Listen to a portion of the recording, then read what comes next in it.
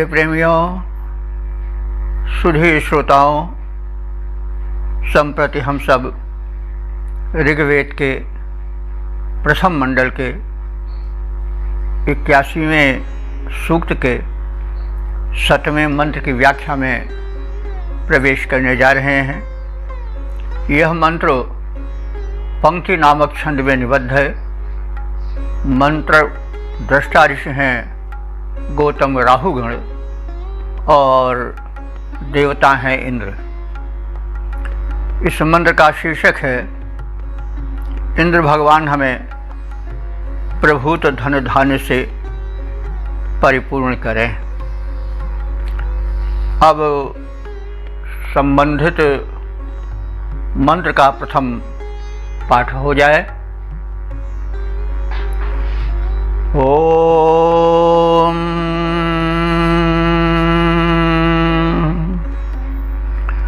मदे मदे ही नो ददिर्यूथा गवा मृजुक्रतुः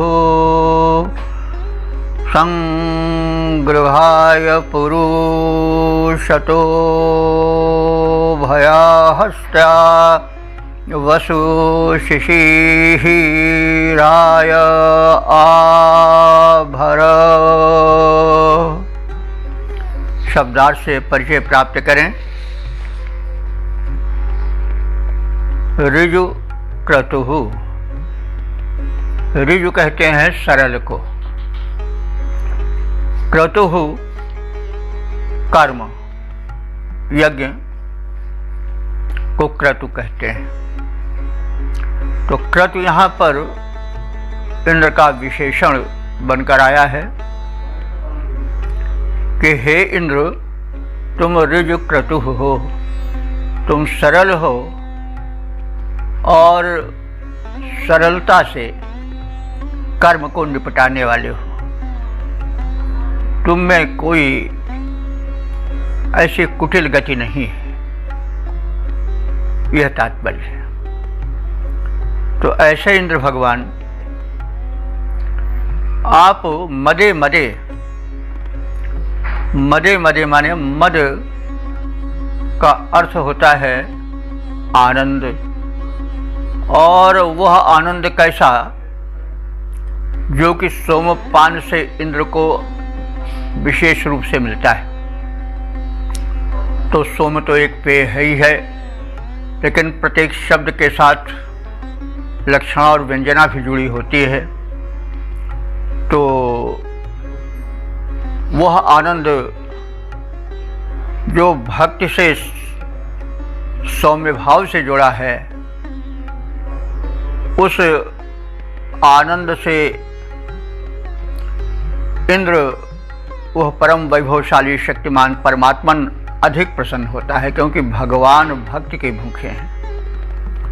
तो इसलिए जो कुछ भक्त देता है, पत्रम पुष्पम फलम तोयम यो मे भक्ता प्रेक्षति, तो भक्त पूर्वक जो कुछ दिया जाता है प्रेम पूर्वक, उसे भगवान बड़ी प्रसन्नता से ग्रहण करते हैं।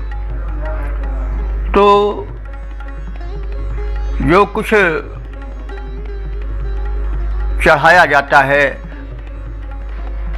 अर्पित किया जाता है नैवेद्य के रूप में, उस इंद्र रूप परमात्मा को, उसे वह मद माने आनंद पूर्वक ग्रहण करता है।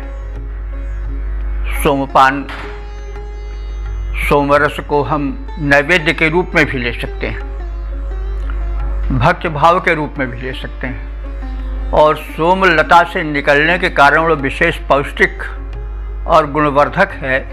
इसलिए सोम उस लता से निष्पन्न पेय को भी माना जाता है। वो नैवेद्य रूप में प्रस्तुत किया जाता था और प्रसाद रूप में उसको यज्ञकर्ता भक्त ग्रहण करता था। तो वह प्रसाद रूप में तो लाभ देता ही था, और साथ साथ वो पौष्टिक होता था, इसलिए और लाभ देता था। इंद्र को वो इसलिए बहुत अधिक पसंद है। तो इंद्र भगवान जो हैं वो मदे मदे माने प्रत्येक भक्ति भाव से भरे हुए नैवेद्य से प्रसन्न होते हैं।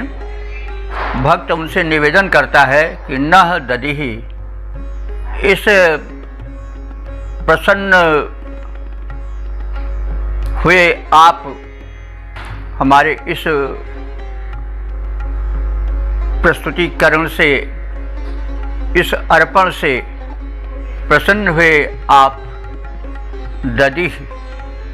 दधिहि माने दाता बनो, प्रदान करते जाओ। क्या? गवाम यूथः, गो शब्द का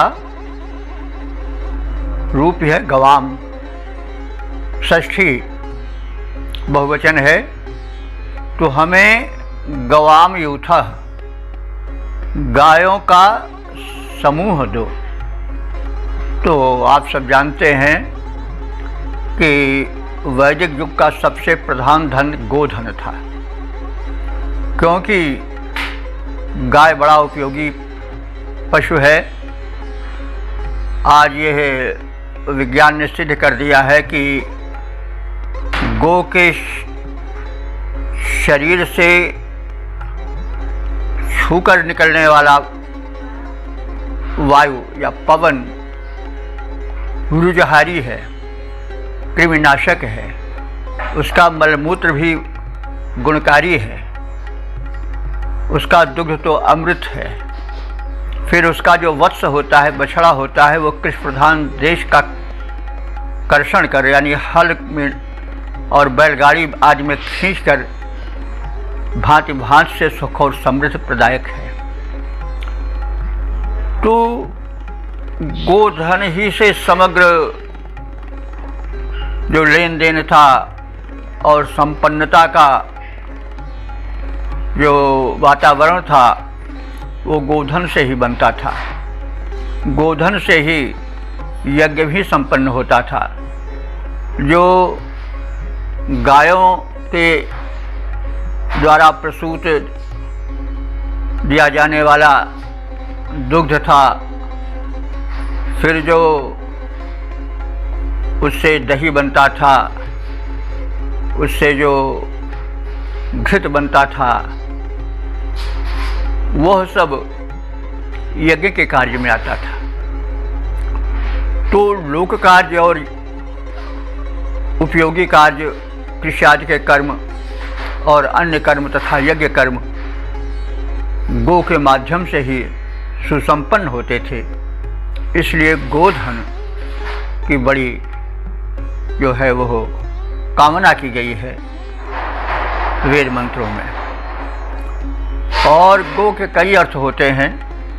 गो माने इंद्रिय भी होता है, गो माने पृथ्वी भी होता है, गो माने किरण भी होता है। तो हम चाहें तो अन्य अर्थ भी जोड़ सकते हैं। हमें सबल इंद्रियां दो, हमें भूमि दो गो, और हमें किरणें यानी प्रकाश की किरणें दो, ज्ञान की किरणें दो। चाहें तो हम यह अर्थ भी निकाल सकते हैं। तो हे इंद्र, आप हमारे नैवेद्य स्वरूप प्रस्तुत सोम रस के पान में आनंदित होकर के और संतुष्ट होकर के गायाम यूथः, गायों के झुंड दधिः माने प्रदान करो। पुरुषता उभया हस्त्या, पुरुषता माने पूर्व माने प्रभूत विपुल, शत माने सैकड़ों, सैकड़ों भी अनंतता का वाचक है। तो हमें सैकड़ों प्रकार के विपुल धन को देने के लिए उन्हें हस्त्या अपने हाथों में संग्रहाय, संग्रहाय माने ग्रहण करो। कोई किसी चीज़ को देना चाहता है तो पहले हाथों में लेता है। तो ऋषि कह रहा है या भक्त निवेदन कर रहा है, हे भगवान, आप हमारे नैवेद्य से भक्त भाव से प्रसन्न होकर के कृपालु बनो और हमें विपुल गोधन दो और उस आनंद से, जो भक्ति के कारण, जो नैवेद्य प्रस्तुति के कारण, सोमरस पान के कारण आप में हुआ है, उस आनंद में प्रसन्न और संतुष्ट हुए आप हमें देने के लिए अपने हाथों में विपुल और विविध धनों को ग्रहण करो और देने की मुद्रा में हो जाओ। और रायः आभर, रय या रई धन को कहते हैं, रई का बहुवचन है रायः।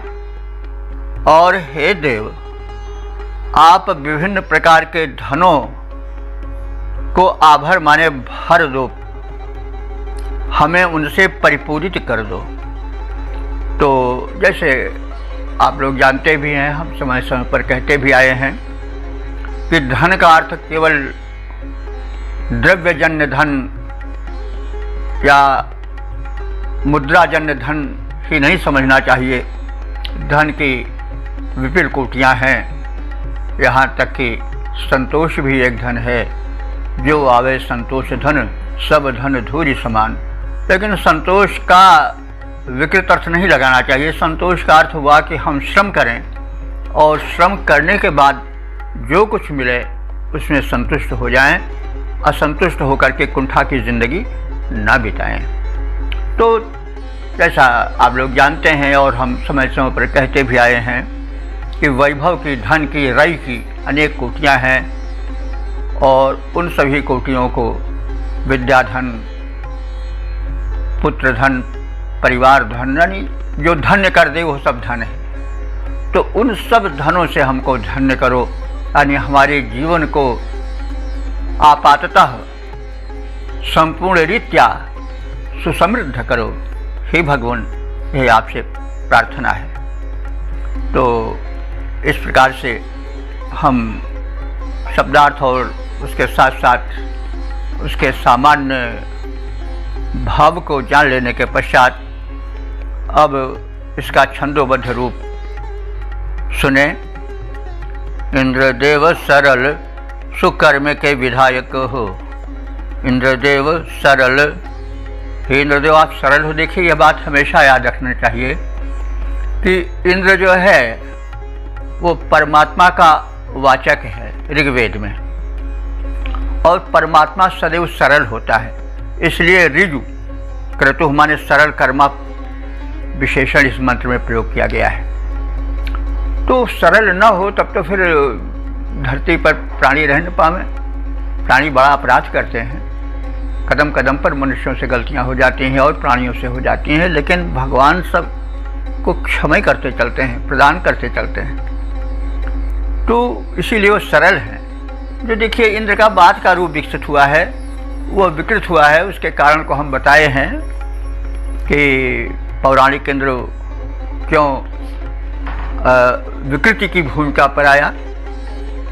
तो इंद्र यह जो है वो परम सत्ता है, वो सदैव क्षमाशील होता है, वो अपराध नहीं देखता है। अगर अपराध देखने लगे तो मनुष्य का उद्धार ही नहीं होगा। तो इसीलिए इंद्र को जो विशेषण यहाँ दिया गया है वो ऋजु दिया गया है। वो बड़ा सरल है। सरल वो है जो तमाम गलतियों को क्षमा भी कर दे और अपनी सहायता को, अपने अनुदान को बंद न करे। रुष्ट हो गया तो फिर वृष्टि हो जाएगा। तो इसलिए इंद्रदेव सरल सुकर्म के विधायक हो। भक्तों को प्रसन्न कर देते धन दान दे। भक्त को प्रसन्न कर देते धन दान दे। मंगल सदा ही किया करते प्रदान तुम। झुंड झुंड गायों के समेत बहु मान दे। हाथों में ग्रहण कर सैकड़ों प्रकार धन। मेरे भाग्य को संवारो अन्न धन खान दे। ऐश्वर्य बढ़ावो अपनावो भली भांति नाथ। हमको बनावो धन्य बहु धन धान्य दे। हमको बनावो धन्य बहु धन धान्य दे। ओम। वेद प्रेमियों, सुधी श्रोताओं, संप्रति हम सब ऋग्वेद के प्रथम मंडल के 21वें सूक्त के 8वें मंत्र की व्याख्या में प्रवेश करने जा रहे हैं। इस मंत्र के दृष्टा ऋषि हैं गौतम राहुगण। छंद पंक्ति नाम का है और देवता है इंद्र, तथा इस मंत्र का शीर्षक है इंद्र भगवान भक्तों की अभिलाषाएं परिपूर्ण करें। अब संबंधित मंत्र का प्रथम पाठ हो जाए।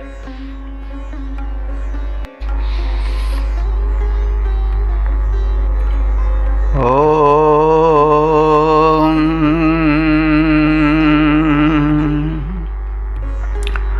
मादयस्व सुते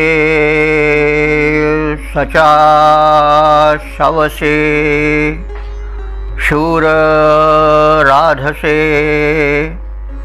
विद्माहित्वा पुरुवसु मुप कामांत ससृज्महे था नो विता भव। शब्दार्थ से परिचय प्राप्त करें।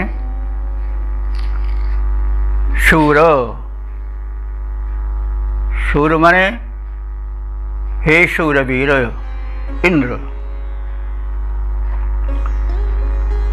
शव से राध से, शव शब्द का अर्थ होता है बल और चतुर्थी उसका है शव से, प्रयोजनार्थ। तो शव से माने बल प्राप्ति के हेतु, और राधसे, राधसे का अर्थ होता है धन प्राप्ति के हेतु। चतुर्थी है दोनों, राध शब्द होता है, राध धन को कहते हैं। राधनोति साधनोति कार्याणि इति राधा। जो कार्यों को सिद्ध कर दे वो राध है, धन है। कैसा भी कार्य हो, यदि धन रहता है तो उसके माध्यम से वो सिद्ध किया जा सकता है, इसीलिए उसको राध कहा गया है। और उसका चतुर्थी गोचन है राध से। तो मनुष्य में दो चीज़ें परमावश्यक हैं। क्या? उसमें शव हो, शव माने शक्ति हो, और धन हो। धन की विविध कोटियां हैं, जैसे पहले कहा जा चुका है। तो धन बिनु नर जैसे पक्षी बिनु पर के। धन न रहे तो नर कैसा हो जाता है? जैसे बिना पंख के पक्षी। तो इसलिए जो उपासक है, ऋषि है, वह उस परमात्मा से धन की कांक्षा करता है, क्योंकि धन ही धन्य कर पाता है। और शव से धन हो लेकिन शक्ति न हो। शक्तियां भी विविध कोटियों की हैं। आचरण की शक्ति सबसे बड़ी शक्ति है। हेल्थ इज वेल्थ, वो तो शक्ति है ही है। स्वास्थ्य है, आचरण है, सब शक्तियां हैं। तो केवल शारीरिक शक्ति ही नहीं, भौतिक शक्ति ही नहीं, वरन आध्यात्मिक शक्ति भी उससे जुड़ी है। तो जो ऋषि है, जो भक्त है, वो उस परम शक्तिमान से शक्ति मांग रहा है और धन मांग रहा है। इसीलिए वो कह रहा है कि हे शूरवीर इंद्र परमात्मन, हम तुम्हारी आराधना कर रहे हैं, तुम्हें स्मरण कर रहे हैं, कांक्षा कर रहे हैं, याचना कर रहे हैं। किसके लिए? शव से, अपने में शक्ति के लिए, और राध से माने धन वैभव के लिए। अब आप आओ। और सुते, सुते कहते हैं निचोड़ा गया। तो क्या निचोड़ा गया? सोमरस, जो कि नैवेद्य है। आपके स्वागतार्थ जो निचोड़ा हुआ सोमरस है, उसके पान हेतु आओ। और हम दोनों यानी भक्त और भगवान, सचा माने साथ साथ, सचा माने साथ साथ मादयस्व माने आनंदित हो, यानी तुम हम सबके साथ आनंदित हो। कहने का मतलब आप हमारी भक्ति से आनंदित हो, हमारे नैवेद्य सोमपान से आनंदित हो और हम आपका संसर्ग पाकर के आनंदित हों। तो इस प्रकार से हम परस्पर आनंद का उपभोग करें और आनंद से मदमस्त हो जाएं, माने परिपूरित हो जाएं। भक्त निवेदन कर रहा है कि हे भगवान, हमारे इस पूजा स्थल पर, यज्ञ स्थल पर, कर्मभूमि पर आप आओ, हमारे प्रस्तुत नैवेद्य को, भक्तिभाव को ग्रहण करो। हम आपको देखकर और आप हमें देखकर प्रसन्न हो और परस्पर सचा माने साथ साथ मादे सो आनंदित हो। हे भगवान, हम आपके महात्म्य से भली भांति परिचित हैं। त्वा पुरा वसुम विद्महे, त्वा माने तुमको, विद्महि माने जानते हैं हम, विद्म माने जानना। तुमको मैं जानता हूं, ही माने निश्चित रूप से, तुम ही विद्म, हे परमात्मन, हे इंद्र, हम तुमको विधिवत जानते हैं। किस रूप में जानते हैं कि पुरा वसुम, तुम पुरा माने विपुल प्रभूत, वसु माने धन वैभव, तुम विपुल धन वैभव के केंद्र हो, आकर हो, कोश हो, इसे हम जानते हैं। और ही माने निश्चित रूप से जानते हैं, इसमें संदेह नहीं है। तो आप फिर क्या करें? हमें कामनाओं को पूरित करने के लिए भूमिका बनाओ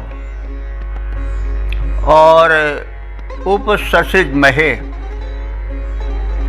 हम आपके समक्ष अपनी आवश्यकता को प्रस्तुत कर रहे हैं। सर्षिज महे, तो अथ नः अविता भव, तो उन कामनाओं को जो आपके समक्ष प्रस्तुत होने जा रही हैं, उनको परिपूरित करो।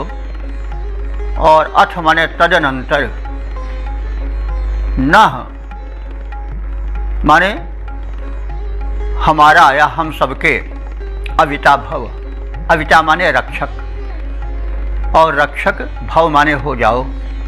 और हे भगवान, आप हम सबके रक्षक हो जाओ, क्योंकि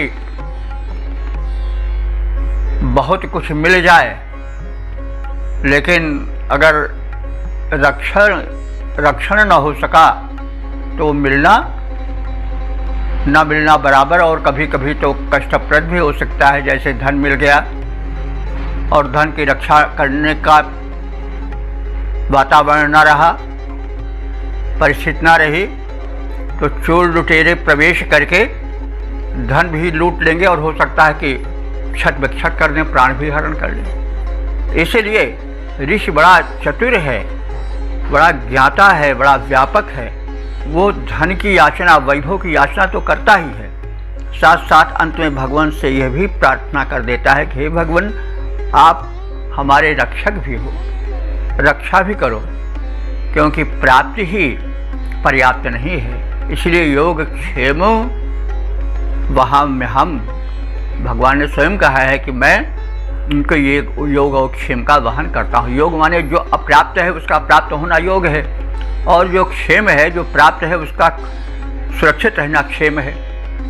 तो भगवान का ये वचन है कि योग क्षेम वहम में हम, तो भक्त उसी बात को याद दिला रहा है और कह रहा है कि आप हमें प्रभुत धन दो, साथ ही साथ उसको संरक्षण भी दो और हमारे संरक्षक बन जाओ, नः अविता भव। तो इस प्रकार से इस मंत्र में कहा गया है कि हे शूरवीरेंद्र, तुम यज्ञ स्थल में आओ, वहाँ हमारे द्वारा प्रस्तुत नैवेद्य को, सोमरस आदि को ग्रहण करो और हम दोनों भक्त और भगवान मिलकर के आनंदित हों। हे भगवान, हमें यह ज्ञात है कि आप परम वैभवशाली हो, सब कुछ आपका है और हम तो तुमसे पाने वाले हैं। तो तुम विपुल संपत्तिशाली हो, तुम्हारे समक्ष हम अपनी कामनाएं रखते हैं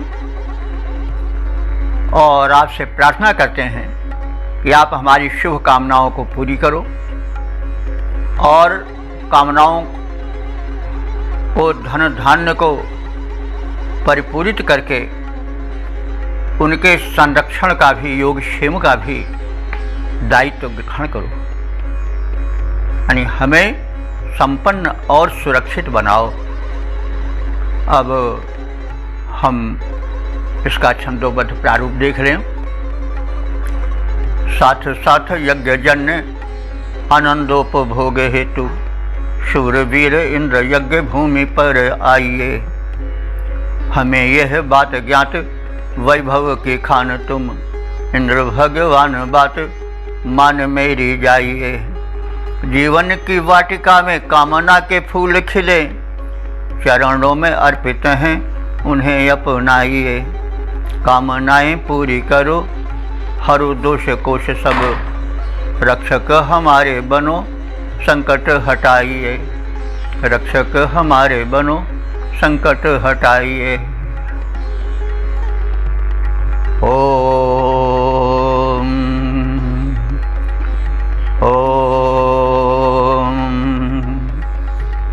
वेद प्रेमियों, सुधी श्रोताओं, संप्रति हम सब ऋग्वेद के प्रथम मंडल के 81वें सूक्त के 9वें मंत्र की व्याख्या में प्रवेश करने जा रहे हैं। यह मंत्र पंक्ति नामक छंद में निबद्ध है। मंत्र रचना ऋषि गौतम राहुगण हैं और देवता इंद्र हैं। विषय या शीर्षक है, इंद्र कृपणों से धन छीन कर उदार दानियों को प्रदान करें। अब संबंधित मंत्र का प्रथम पाठ हो जाए। ओम हेते इंद्र जन्तवो विश्वं पुष्यन्ति वार्यम् अंतर्हिक्षो जनानाम् अर्यो वेदो अदाशुषां तेषां नो वेद आभर। शब्दार्थ से परिचय प्राप्त करें। इंद्र, हे सर्वस्वामिन परमात्मन इंद्र, एते जंतवः ते, एते माने ये सब, यानी ये हम सब, ते जंतवः तुम्हारे जंतु हैं, यानी तुम्हारे द्वारा पालित सामान्य नर हैं, सामान्य प्राणी हैं। और ते विश्वम वार्यम पुष्यन्ति, और ते माने तुम्हारे, विश्वम माने संपूर्ण, वार्यम माने वर्णीय, स्वीकार करने योग्य सात्विक धन को पुष्यंत माने पोषित कर रहे हैं, यानी उसको वृद्धि प्रदान कर रहे हैं, सशक्त बना रहे हैं। यह कैसे? जब धन को सत्कार्य में लगाया जाता है, प्रगति में लगाया जाता है, तो धन पोषित होता है, वो धन धन्य होता है। आप समझ लें, किसी पिता ने किसी पुत्र को धन दिया, यदि उस धन को सत्कार्य में नहीं लगाएगा तो क्या पिता प्रसन्न होगा? पिता कब प्रसन्न होगा? जब पुत्र उस धन को सत्कार्य में लगाएगा। वही सत्कार्य में लगाना उस धन का पोषण है, नहीं तो धन तो क्षीण हो और विनष्ट माना जाएगा, तब पिता उस पर प्रसन्न नहीं होगा। तो इसीलिए भक्त निवेदन कर रहा है, ऋषि निवेदन कर रहा है कि जो तुम्हारे द्वारा प्रदत्त संपूर्ण वर्णीय उत्तम कोटि का धन है, उसको हम सब पोषित कर रहे हैं, यानी सत्कार्यों में लगा करके प्रगति पथ को प्रशस्त कर रहे हैं और उसे वृद्धि प्रदान कर रहे हैं। और यह आगे फिर निवेदन करता है ऋषि अथवा भक्त कि हे स्वामिन, आप अर्य, आप श्रेष्ठ स्वामी हो। अर्य स्वामी और श्रेष्ठ स्वामी के अर्थ में अर्य शब्द आया है। अब आपसे पुनः निवेदन है कि वे लोग जो अदाशुष हैं, दा धातु है दाने में प्रयुक्त होती है, दानार्थक है, तो दाशुष वे हैं जो धन को दान में लगाते हैं, धन का सदुपयोग करते हैं, लोक कार्य में लगाते हैं, लोक हित में उसे व्यय करते हैं। वे तो दाशुष हैं, लेकिन अदाशुष वे हैं जो इसके विपरीत कार्य करते हैं। धन को विकारों में, धन को दुर्व्यसनों में, धन को दूसरे के पीड़न में अथवा निरर्थक संचय में लगाते हैं, दबाए पड़े रह जाते हैं, न खाते हैं, न खिलाते हैं, न देते हैं। तो ऐसे को अदाशुष कहा गया है। तो हे भगवान, ऐसे अदाशुषों को आप जानते हो। अदाशुषाम जनानाम, अदाशुष जनों को आप जानते हो। अंतः, अंतः माने उनके अंतर्गत जो धन संचित है उसे भी क्षय माने आप जानते हो। देखिए, वेद शब्द इस मंत्र में धन के आशय में आया है। शायर ने भी इसे धन के आशय में ही लिखा है। तो अब व्युत्पत्ति तो यहाँ हम नहीं करेंगे, क्योंकि विद से वेद बनता है, तो इसलिए कि उसको वेद शायद इसलिए कहा गया हो कि धन के जरिए व्यक्ति जाना जाता है। कोई भी धन हो, जब वो धन रहेगा तभी तो उसको आदमी जान पाएंगे। टाटा बिरला इसलिए जाने जाते हैं, उनके पास द्रव्य बहुत है। कोई विद्वान के पास विद्या धन है तो उस धन के लिए जाना जाता है। किसी के पास आचरण का धन, लोकोपकार का धन है, वो भी धन ही है, तो उसके जरिए उसका नाम होता है। तो कहने का मतलब इसलिए लाक्षणिकता से वेद का अर्थ यहाँ पर धन किया होगा, ऐसा अनुमान हम करते हैं। तो वेद यहाँ पर उस वेदवाणी, उस दैवी वाणी के अर्थ में वेद में न आकर के धन के लिए आया है। तो हे भगवान, हे इंद्र, आप जो कृपण हैं, उनके पास जो संचित धन है उसका भी आपको परिज्ञान है, उनके गुप्त धन को आप जानते हो। तेषाम वेद न, तो तेषाम वेद माने उनके वेद को, उनके धन को। तो यहाँ तेषाम वेदा, तेषाम माने उनके, वेदा माने धन को। यहाँ वेद माने वेद से हम अर्थ लेंगे तो कोई सार्थक नहीं हो पाएगा। तो ऐसे कृपणों के धन को भी आप जानते हो, तेषाम वेदा और न आभर, इसलिए उनके धन को जो परपीड़न में लग रहा है या जो कि कृपणता में संचित पड़ा हुआ है, अनुपयोगी सिद्ध हो रहा है, उसको न माने हम सबको जो धन का सदुपयोग करते हैं और धन को लोक सेवा में लगाते हैं, ऐसे न माने हम लोगों को आभर माने उससे परिपूरित कर दो। यानी उन लोगों का धन आप हमें दे दो ताकि हम उसको प्रगति में लगाएं, लोक सेवा में लगाएं। तो हे इंद्रदेव, ये उदार प्राणी जो तेरे जंतु हैं, तेरे अपने हैं, तेरे पाल्य हैं, वे वर्णीय धन को सत्कार्यों में लगा करके निरंतर वृद्धि करते जा रहे हैं। तू तो सबका स्वामी है, सब तथ्य को जानने वाला है, सब कुछ देखने वाला है।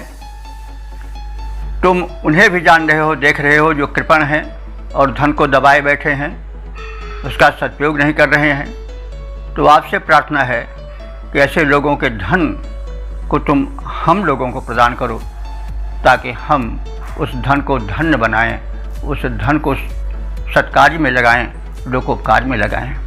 ऐसी आपसे प्रार्थना है। अब इस मंत्र के पद रूपांतरण से परिचित हो लें।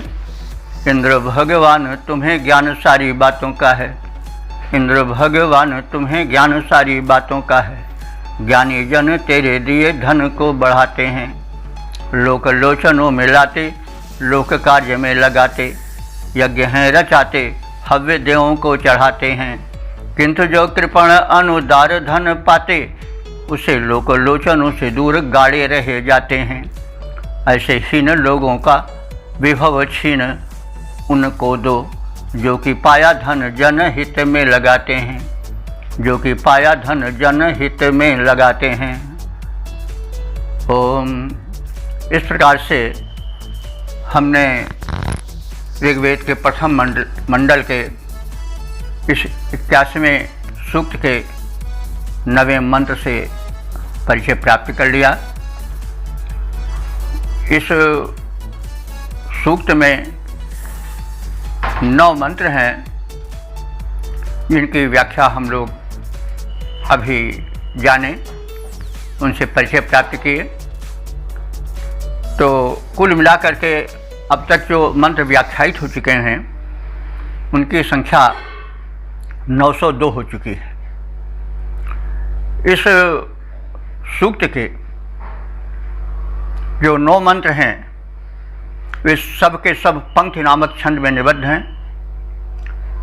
उनके मंत्रदृष्टा ऋषि गौतम राहुगण हैं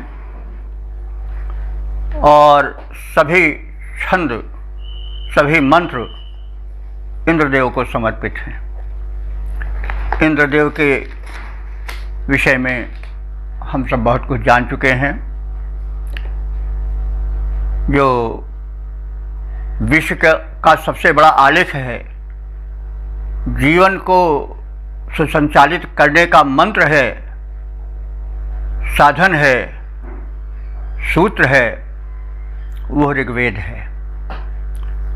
और उस ऋग्वेद ने, ऋषियों ने सृष्टि के संचालक जिस उस परम शक्ति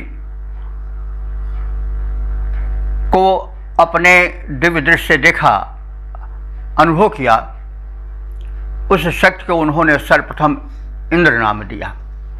इंद्र का अर्थ होता है स्वामी, सबका मालिक, सबका शासक, प्रशासक।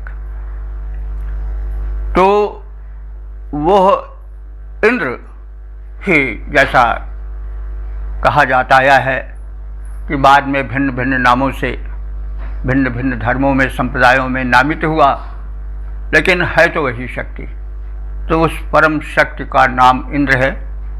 उस परम शक्ति जो कि इंद्र है, स्वामी है, सर्वशक्ति संपन्न, सर्वतंत्र स्वतंत्र है, उसको यह सूक्त समर्पित है। और इस सूक्त में उसकी महिमा का गुणगान किया गया है। पहले मंत्र में ऋषि ने प्रार्थना की है कि वह परम शक्तिमान हम सबके जीवन में शक्ति दे और जीवन युद्ध में हमें विजय दे। दूसरे मंत्र में उस परम सामर्थ्यपूर्ण परमात्मा से सामर्थ्य वृद्धि की कामना ऋषि ने की है। तीसरे मंत्र में जीवन एक युद्ध है यह बताया गया है और उस परम देव से प्रार्थना की गई है कि इस युद्ध में हम भगोड़े न बने, लेकिन हम खोएं भी नहीं, हम उसमें उपलब्धि प्राप्त करते जाएं। चौथे मंत्र में कहा गया है कि इंद्र की भक्ति और उनकी महिमा का प्रचार प्रसार होना चाहिए, क्योंकि हम जब आस्तिक होते हैं, जब एक परम शक्ति की छाया में रहते हैं, उसका साक्षात प्रत्यक्ष और जीवित अनुभव करते हैं, तो इसका लाभ यह होता है कि ना तो हम निरंकुश बनते हैं और न हम निराश बनते हैं। निरंकुश बनना भी बहुत बुरा है और निराश हताश हो जाना भी ठीक नहीं है। तो जब हम यह विश्वास करते हैं, जीवित विश्वास करते हैं कि एक परम शक्ति है, तो फिर हम यह विचार करते हैं कि अनाथ कौन है यहाँ, त्रिलोकनाथ साथ हैं, दयालु दीन बंधु के बड़े विशाल हाथ हैं। तो अतीव भाग्यहीन है अधीर भाव जो भरे। और फिर वह अहंकार में भी नहीं डूबता कि हमारे बराबर है कौन, हम जो चाहें वो करें, हमारा कोई क्या कर लेगा, यह भी खराब है। जुल्म इसी के आधार पर होते हैं, अपहरण इसी के आधार पर होते हैं। इसलिए उस परम सत्ता का जीवित विश्वास करना परम आवश्यक है। ऋषि कह रहा है अंधविश्वास मत करो, लेकिन जीवित विश्वास रखो। इससे लाभ यह होगा कि ना तो आचरण में निरंकुशता आवेगी, मनमानी पनावेगा, और ना ही निराशा आवेगी कि आदमी आत्महत्या की ओर दौड़े, निराश होकर के बिल्कुल कुंठाग्रस्त होकर के हाथ पैर ढीला कर दे। तो इसलिए ईश्वर में विश्वास परम आवश्यक है और इस विश्वास का प्रचार प्रसार भी होना चाहिए, यह इस मंत्र में बताया गया है। और इंद्र की शक्ति और इसकी महिमा का प्रचार प्रसार हो। पांचवें मंत्र में कहा गया है कि इंद्र जो है वह ब्रह्मांड नायक है।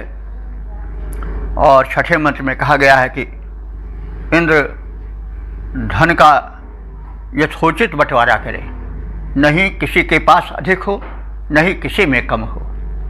तो इंद्र को जैसे हमने पहले निवेदन किया कि इंद्र जो है वो शासक कोटि में है, तो जो शासक हैं, प्रशासक हैं, जो राष्ट्राध्यक्ष हैं, उनको इंद्र के गुण का अनुसरण करना चाहिए और जैसा बताया जा रहा है वैसा करना चाहिए। इंद्र के आचरण से शिक्षा लेनी चाहिए, क्योंकि बड़ों के ही आचरण को छोटे लोग ग्रहण करते हैं और तभी कल्याण होता है। तो इंद्र ब्रह्मांड नायक है और इंद्र धन का यथोचित बंटवारा करे, उसी के आधार पर जो राष्ट्राध्यक्ष हैं वो भी धन का बंटवारा करें। किसी के पास बहुत धन न रह जाए और किसी के पास ऐसा न हो कि बिल्कुल उसको दो रोटी के लिए तरसना पड़े। तो धन का जो है वो यथोचित बंटवारा होना चाहिए। इंद्र भक्तों को और सज्जनों को समृद्ध बनावें ताकि एक व्यवस्था बनी रहे। लोग यह न कहें कि यह दुनिया तो दुष्टों की है। प्राय सुना जाता है कि भाई सज्जनता किस काम की, ये भी सुना जाता है। तो यह न हो, लोग हार करके यह न माने कि शुभ कर्म मत करो, क्योंकि शुभ कर्म करने वाले ठोकर खाते हैं। तो यह बात नहीं होनी चाहिए। इसलिए जो इंद्र है वो भक्तों को बढ़ाएं, उनको समृद्ध करें, ताकि यह धारणा पुष्ट हो कि जो भगवत भक्त हैं, जो सदाचारी हैं, वे ही समृद्ध बनते हैं, वही सुखी रहते हैं, दुराचारी नहीं। तो एक सकारात्मक भावना का प्रचार प्रसार हो। तो यह भगवान तो करते ही हैं और जो शासक हैं उनके अनुकरण पर वे भी ऐसा ही करें। और 8वें मंत्र में यह भी कहा गया है कि भक्त जो है वो भक्तों की अथवा सज्जनों की अभिलाषाएं पूरी करते रहें ताकि उन पर विश्वास अटल बना रहे। और 9वें मंत्र में यह प्रार्थना की गई है कि इंद्र कृपणों के जो धन को दबाए पड़े रहते हैं अथवा धन को सत्कार्य में नहीं लगाते हैं, लोकहित में नहीं लगाते हैं, उनके धन को छीन करके उनको धन प्रदान करें जो लोकोपकारी हैं, लोकहित में धन को लगाते हैं। तो इस प्रकार से यह सूक्त अपने समापन को प्राप्त हुआ है। अब हम सब अग्रिम व्याख्याक्रम में जब प्रवेश करेंगे तो वो सूक्त होगा ऋग्वेद के प्रथम मंडल का 82वां सूक्त, और उसकी व्याख्या हम अगले व्याख्याक्रम में देखेंगे।